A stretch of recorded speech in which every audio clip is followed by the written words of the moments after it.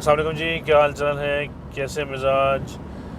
बातचीत विद साथ में एक बार फिर आपके साथ। और आज ये वीडियो में बस थोड़ी बहुत अपडेट्स। एक तो ये कि रमज़ान बिल्कुल अपने आखिरी अशरे में पहुंच चुका है, तो लोग अब आहिस्ता आहिस्ता ईद की तैयारियों में मसरूफ़ होंगे।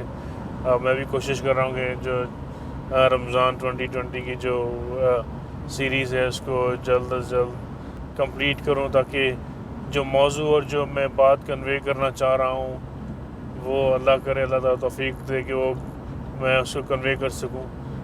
दूसरा ये कि एक दिन में इंशाल्लाह आपके साथ एक नज़म शेयर करूँगा, क्योंकि रमज़ान का आखिरी अशरा है। जैसे मैंने अर्ज़ किया कि ईद आने वाली है, तो हर सब लोग ईद की शॉपिंग में मसरूफ़ होंगे इस वक्त। और साथ ही पिछले 2-4 दिन से जो मैंने आयात शेयर किए हैं, तो उसमें ख़र्च अपने माल में से ख़र्च करना या जो रिस्क अदा किया उसमें से ख़र्च करना की जो आयात थी, तो सवाल से ज़रा सी बात यह कि इस ईद के टाइम पर हमें उन लोगों को नहीं भूलना चाहिए जो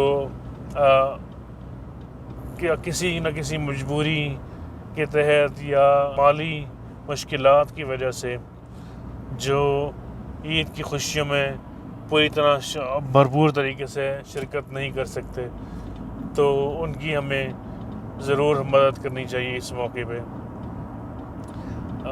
मैंने आज से कुछ अर्से कबल 2-4 महीने पहले एक शॉर्ट स्टोरी लिखी थी जिसका नाम एक अधूरी कहानी। कराची में तारिक रोड पे अल्लाह वाली चौरंगी के पास फुटपाथ पे एक बच्चे की कहानी है जो ट्रैफिक सिग्नल्स पे गाड़ियां साफ़ करता है। तो इत्तेफाक से आज ये बात करते करते मुझे कहानी का वो बच्चा भी याद आ गया। हालांकि उसका ना तो रियल कैरेक्टर है, लेकिन हो सकता है वैसे कई बच्चे कराची में, लाहौर में, हमारे इंडिया पाकिस्तान में ट्रैफिक सिग्नल्स पे बैठते हैं, जो आपकी गाड़ी रुकते ही कपड़ा लेकर आपकी गाड़ी साफ़ करने आ जाते हैं। तो उन लोगों को इस ईद के मौके पे हमें नहीं भूलना चाहिए। उसी हवाले से एक नज़म मैंने लिखी है, वो मैं इंशाल्लाह एक आध दिन में आपके साथ शेयर करूँगा, जिसका उन्वान है फुटपाथ के मकीनों की दास्तान। और क्योंकि अगेन रमज़ान का आखिरी अशरा है, तो मैं चाहता हूँ कि वो शेयर करूँ मैं आप लोगों के साथ, ताकि हम लोग उन लोगों को भी अपनी खुशियों में शरीक कर सकें। इस खुशियों से महरूम हैं या उस तरीके से फ़ायदा नहीं उठा सकते जिस तरीके से हम जैसे लोग कर सकते हैं।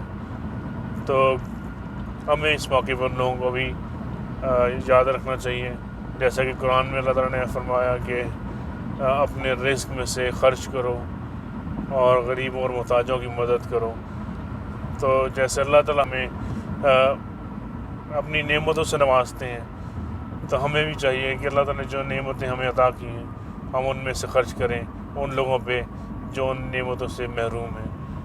इंशाल्लाह आपसे मुलाकात होगी कल, और मैं इंशाल्लाह आपको साथ वो नज़म कल या परसों शेयर करूँगा। इसका उन्वान है फुटपाथ के मकीनों की दास्तान।